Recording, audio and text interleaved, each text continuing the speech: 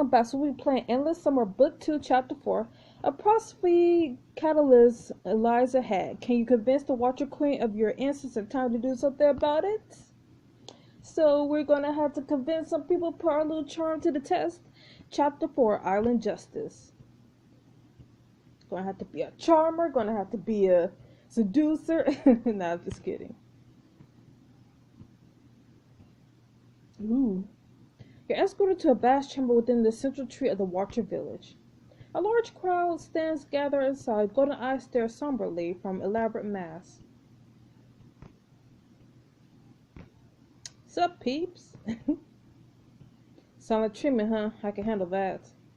Though a tall Watcher enters the hall beside Diego and his jaw drops.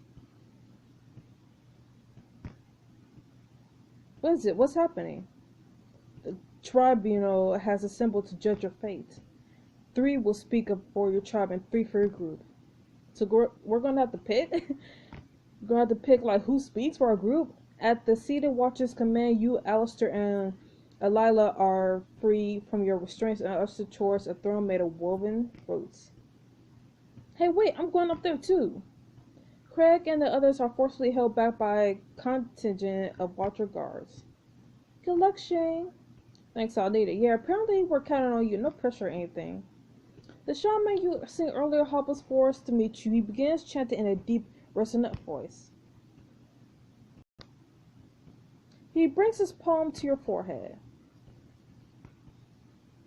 A peal of thunder resounds in the distance. The shaman's eyes widen and his hand trembles as he lowers it from your face. What's going on? There are indeed the 12 catalysts of legend. Gasps of astonishment come from the surrounding crowd. Correct, now Neil and Hartfeld Tribune? No, I think there's been a mistake. 12 catalysts, is that a metal band? What? I think there's been a mistake. Exactly, this is all just a crazy mix-up. Oh, perhaps you do not yet fully grasp your destiny. Your understanding is like a tiny sprout that has yet to push through the soil. Grow, little sprout, grow! What's going on here? Who are you anyway? Yes, forgive me, I'm called... Exiled?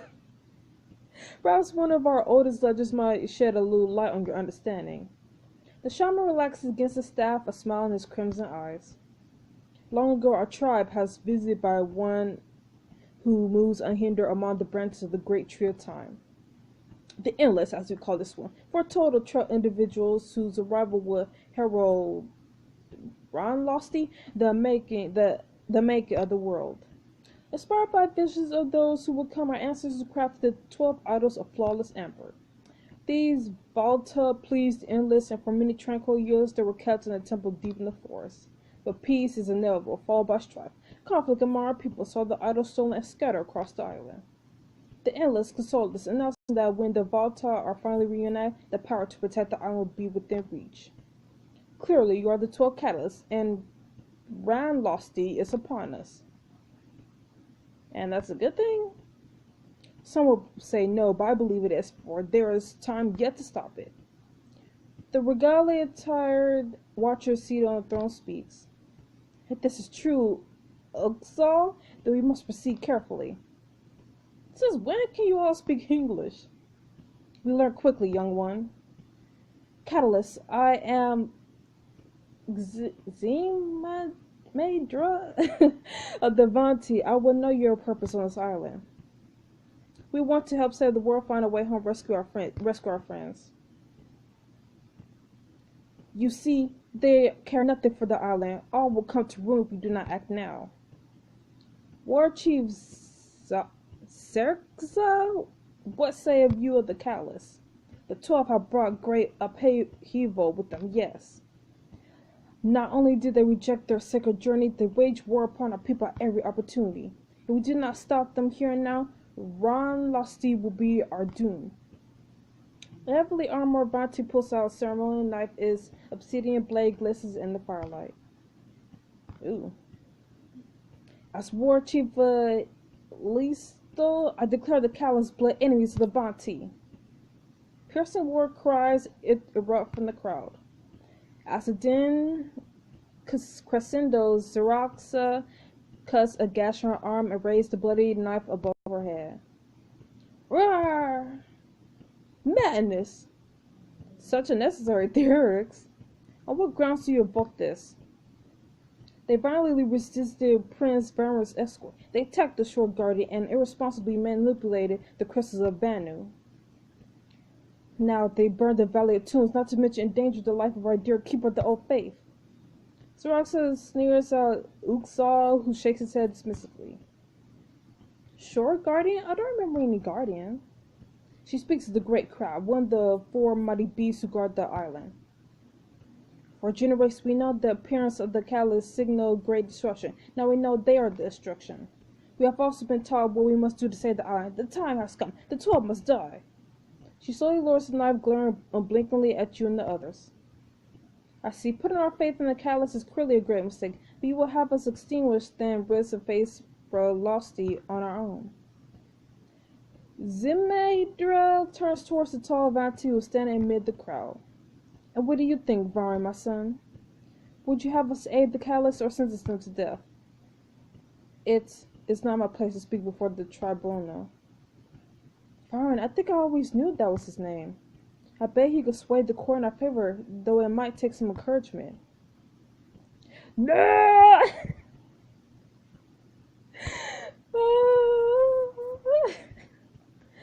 So, did the endless not speak of the catalyst's capacity for salvation and destruction? That is true, my Elsar. Then we may, in fact, be enemies after all. This is what we must determine here. Callus, do you strive for harmony or change? We seek harmony, we are agents of change. No, we want harmony. Such is also the Vanti way. But this is not the way of the 12. If they are the Prospes one, they must be lying. Bah! Whereas a distant pass among the gathered Vanti, on their face you see doubt, distrust, and even fear. You quietly confer with Alistair and Lila. This isn't looking good for us. What if I just said this was all a big misunderstanding? We didn't know about their values or laws. Or maybe I could vouch for what good kids you guys are. We could show them we're really not all that bad. They don't care about that. I say we go on the offensive and push their own hypocrisy in their face. What? No! Don't make me choose. Oh, so we can plead ignorance of local customs? I feel like that would be bad. Ask Lila to defend your actions? I mean, I don't know how good that would be. Or have Alistair accuse Devontae? I don't... No. I'll ask Lila, see what happens. Go ahead and give us a shot, Lila. Lila marches to the top of the audience hall, central dais. Now, just a moment. I may not be one of these 12 you're talking about, but I can tell you I saw potential in this group from the very beginning. These kids have faced dangers that will make your head spin, and every time they act responsibly. This is why I 13 this present, to give us insights. Yes! One of our warriors was found dead outside the Harj's palace, had been mercilessly pushed through a window. How is murder a responsible act, outsider? That is... Ugh, dang it! You attacked us, Mara. We're acting in self-defense. Self-interest might be closer to the truth. I think so highly, 12. Why don't you go ahead and list the responsible acts they have undertaken? That is to say, precisely. Told you that would do nothing. Well, you accusing them, seeking answers for what came before is less urgent than preparing for what will yet be. Given all that I've heard today, I can't help but agree that the Callus represent a major threat to the island. Callus, if you have anything else to say on your behalf, please do so now. Otherwise, I will be forced to sentence you accordingly. These kids are just trying to get home. You can't punish them for that. Such utter tripe. If this is the extent of your judicial system, your side is doomed with or without us. Appeal to her, offer to help, or challenge. I don't want to challenge her. This guy, he seems to believe in us, so... I'll offer to help. Uxal, why don't you need us in order to find the idols? I do indeed. My Elsar, can this not wait until we recover the remaining Baltar? You're a fool, don't you see? The Callus have neither understanding of their role nor their will to fulfill it. Miss, that's just not true. We already covered one of those volatile things. Yes. I may be old, Saraxa, but I could still tell when someone was pure of heart and deed. Okay. If there were time to heed my words, let it be now. The 12 catalysts are our only hope. Zimedra seems to consider the entire matter thoughtfully. She rises from her throne. I'm afraid the danger to Vanu and my people is too great. As Elshar Devante, I must acknowledge the charges brought against the 12 catalysts. They will remain prisoners till nightfall. Dang it! Oh, that's reasonable. Thank you so. Well, they will be brought into the womb of the mountain executed. Much. Forgive me, Callus. I deeply regret that it has come to this. My Elshar, surely. A loud crash comes from the back of the audience hall. I ain't standing by this for crap any longer. Craig grabs hold of Devante, who's been restraining him. Craig, why? Can't no one hold number 68 down. He lifts the blue-skinned ward off his feet and hurls him across the room. The other guards reach for the weapons, but your friends are already upon them. Okay, Oompa Loompas, let's go. You're not taking us without a fight. And yeah, football. A full-scale brawl erupts. Your friends grapple and punch surrounding guards, doing as best they can with rage and bare hands. The sword flash across Zimetra's face and a group of warriors take defensive positions around the throne. Callus, behind you! You feel a piercing impact against your back. Retro pain tears through you and you look down to see the tip of an obsidian blade protruding from your abdomen. One way or another, you will piece the island catalyst. As you topple forward from Xerxa, mortar blow, the riot in the audience hall becomes a haze of turning blue and green shapes. Your world go dark. And then you emerge from oblivion to find yourself exactly where you were only moments before. I'm alive. For generations we know the appearance of the catalyst signal great destruction. Now wait. Is this a time loop? She slowly lowers the knife, glaring. Yeah. This must be another time loop.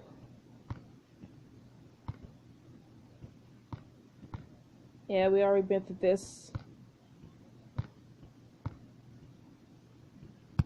Is it a time loop or is the game just all like, you effed up, so we're taking you back? I kind of feel like, I'm gonna say agents have changed this time. Perhaps you people have resisted change until now, but you have to admit that the island itself is a constant state of flux. Wisely spoken. Truly they are children of the stars, of body and spirit both. This means little or predetermined duty remains before us. Okay.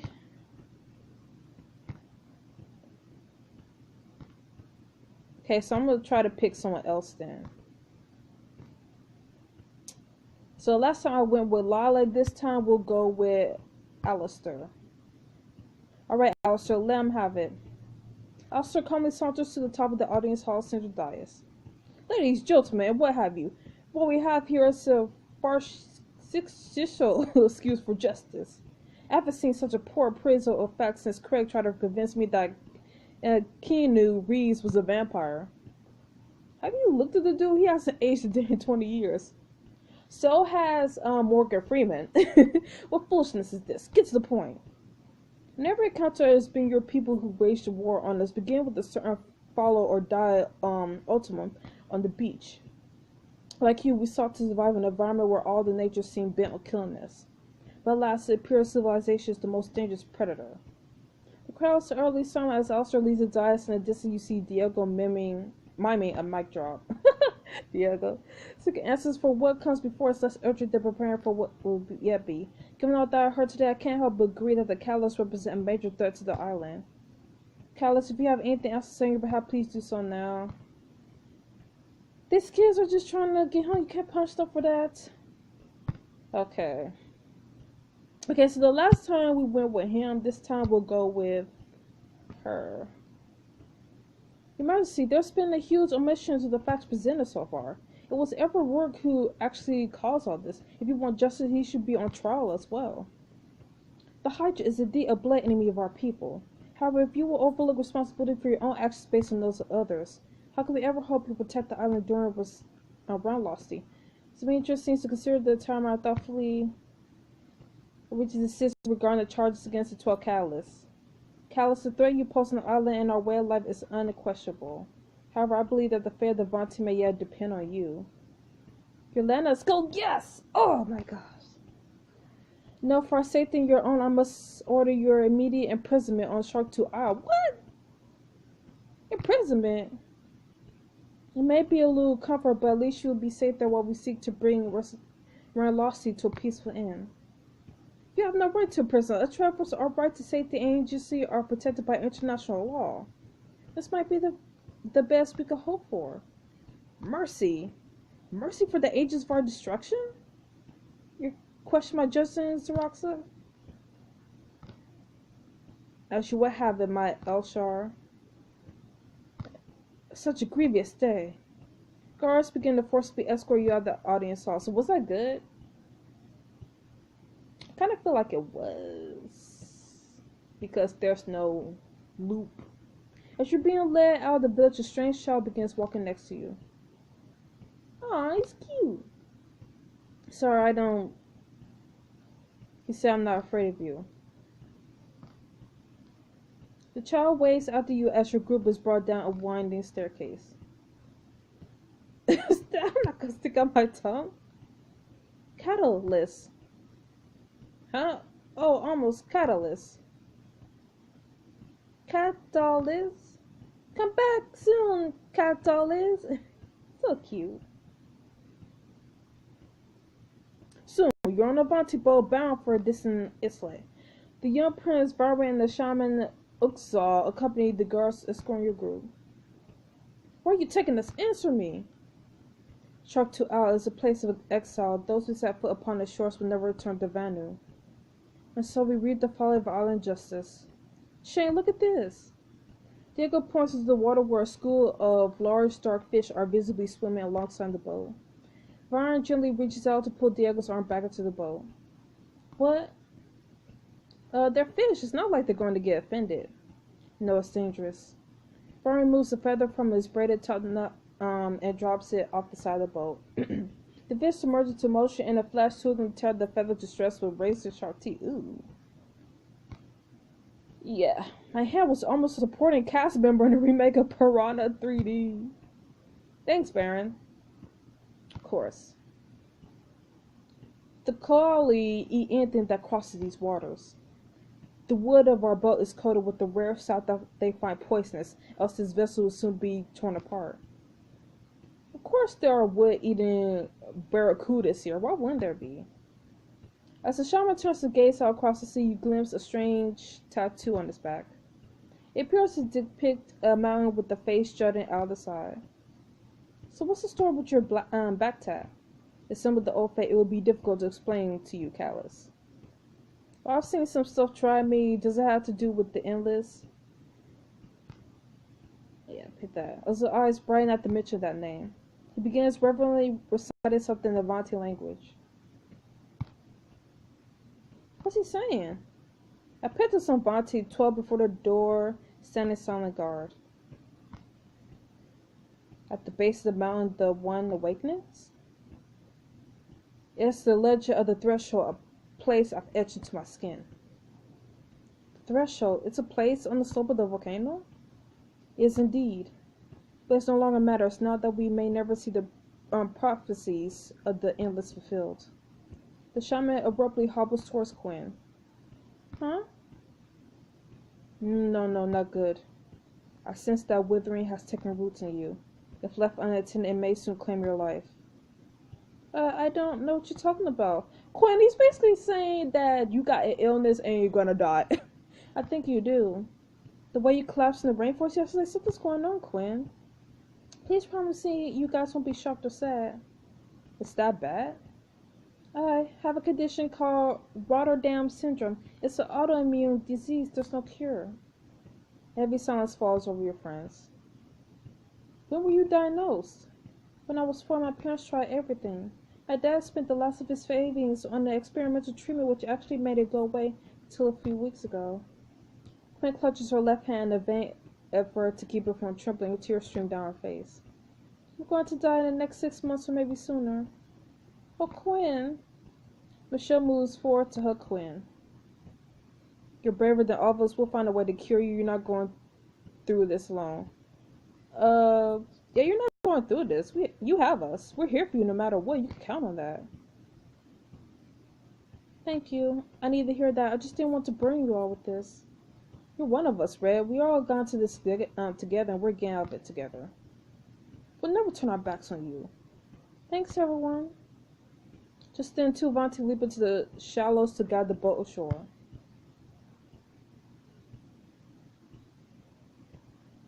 We have arrived. This is Shark 2 Owl.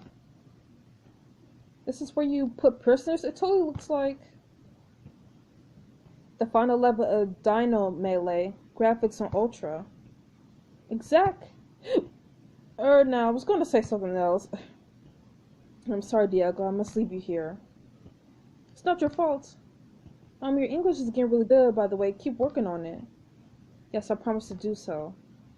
Brian looks into Diego's eyes and reaches up to grip his shoulder in a sad farewell. The guard escorts everyone off the ship. Exiled leans heavily upon his staff and gazes down at you. It has truly been an honor, Callus. Perhaps one day upon another branch of the great tree, we'll meet again. Santi. The Avanti guide their ship back into the sea and you watch it drift into the distance. The eerie silence of the isle is broken by a loud snoring coming from somewhere nearby. What? I put the lime in the coconut and drink it all up. I couldn't help it. Over there is Raj. What Raj? On the sandy bank, Raj is fast asleep and curled up next to a stack of empty coconuts. Buddy! Raj! Dang, Raj. What, huh? Raj suddenly jerks to a sitting position, sending coconuts rolling in every direction. Guys? Guys! Greg and Raj share a dap and happy clap on the back. Dude, what's with the castaway look? Island life has been good to me. I'm so glad you're okay, Raj. I'm glad too. I had enough coconut moonshine last night to make a small village tipsy. And you got Diego too. Hey, Raj. Grace comes running across the... Grace! Oh, she looks so cute. Oh, it's you. Grace, oh thank God. Alistair rushes forward and sweeps up Grace in his arms. Aw, cute. I thought you were a goner. I'm so sorry. I will never leave your side ever again. Good to see you, Grace. It's good to see you too, Shane. Reuniting, it feels so good.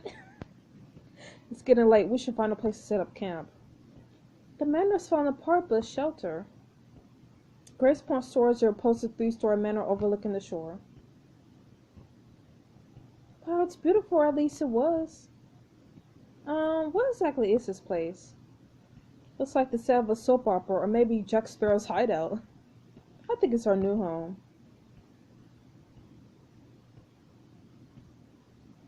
A little while later, you gather around the manor's once resplendent foyer. Right, we managed to get the oil lanterns burning, so at least we could see. Wow, is this place for real? Who do you think lived here? This jail cell built for a king, bro. It's work who belongs here, not us. Alistair suddenly gets up and wanders out towards the corner of the room. Grace watches him concerned. You look really upset. What happened out there? You quickly fill Grace in on what transpired with his father. Oh God, poor Alistair. Shane, maybe we should go talk to him. The two of you make your way over to Alistair. Hey, Alistair, Shane and I, we just wanted to see how you're doing. I can't believe I let my father get the upper hand again.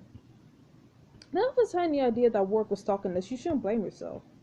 In his rage, Alistair picks up an old chair and hurls it against the wall. Bastard! Next time I see him, I'll... He notices Grace startled and fright. I didn't mean to. Alistair, this is what work wants. We'll leave you alone? Then why are you still here? Alistair turns away, muttering to himself. Are you sure we shouldn't try talking to Shane? I mean, only had like 27% chance of making him feel better, so he's got a lot on his mind right now, Grace. I think we'll probably only piss him off more. Alright, crew, we need a new plan. That's gotta be some way off this, alright? Raj, Grace, what have you seen since you've been here? Raj and Grace look at each other wide-eyed. Do we look like the kind of peeps who explore dangerous jungle islands on our own? One time I went out at night and I could have swore I'd seen these glowing eyes in the dark, like a spider's. No thank you. You stayed pretty close to the manor, to be on the side, Sean. You don't owe an apology to anyone, Grace. You were smart to focus on survival. You know, Vern was telling me about something really unusual here on this isle. It's called the Singing Cliffs. He says the Vonti go there to hear the voice of La Herda itself. Great, maybe I'll have some ideas on how to outswim a strait full of bloodthirsty fish. You never know, the Vonti believe that the island speaks a unique message to each individual who visits the area. The Singing Cliffs, if it's half as pretty as the name, I'm in. Maybe it'll even inspire me to do some painting. Sounds interesting. I could use some fresh air after the day we had. Diego nudges you and winks, whispering. It's also supposed to be really romantic. No. But dang, they only give you the option of Sean and Quinn, no Estella or Drake. Maybe another time, pretty beat. As the fire gradually burns itself out, everyone finds a corner to curl up in for the night. In the morning, you're awakened by the extravagant chatter of tropical birds perched on the roof. Too early. Could someone get toucan sound to knock it off? Wait a minute, where's Raj? Lila enters hurriedly from the beach. Come quick, I think it might be doing something very foolish. What is it this time? You and several others follow Lila to find Raj dangling precariously from the prow of an old shipwreck. Raj, what the? I see a bear on the ship's hull. It's gotta be a Caribbean rum. Please come down, you're going to get hurt. You and Sean move to the edge of the water beside the ship. Raj tries to swim closer to the deck. The discarded wood of the prow groans in protest. There's something else. I see something else. Raj, what is it? I think it's one of those auto things. Shane, if I come down and boost you up, do you think you can reach the wind of the ship? Nope. Sorry. Raj, you're in over your head. Just come down. Let's get away from the water, okay? But... okay. You and Sean help Raj get down from the prow. You're heading back towards the manor. When? Guys, someone's coming. Shooting your eyes from the horizon, you spot a small Vanti sailboat racing towards you. The Vanti are coming back. That was quick. What are they gonna do to us now? Yo, I don't think it's the Vanti. Uh-oh. Who the heck is this? Hello, Captain Miss Jack Sparrow. Female version of Jack Sparrow. As the outrigger skids up onto the shore, the woman leaps off, alighting gracefully on the sand. It will appear the captain has sent out a welcoming party. Tres, Gentile. In a flash moment, she pulls out a wheel-lock pistol and points it at you. Take me to Malatesta. Nope.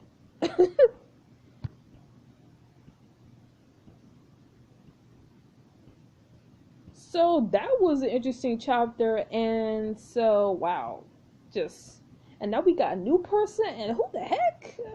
Like, who is she? I'm very curious about what part she plays in this story, in the second book. But yeah, so I'm happy that we're all alive. I'm super happy that we found Raj and Grace, because man, I was worried for them. But the gang is finally back together. Makes me so happy. So I'll see you guys next week for the next chapter. Stay frosty. Bye bye.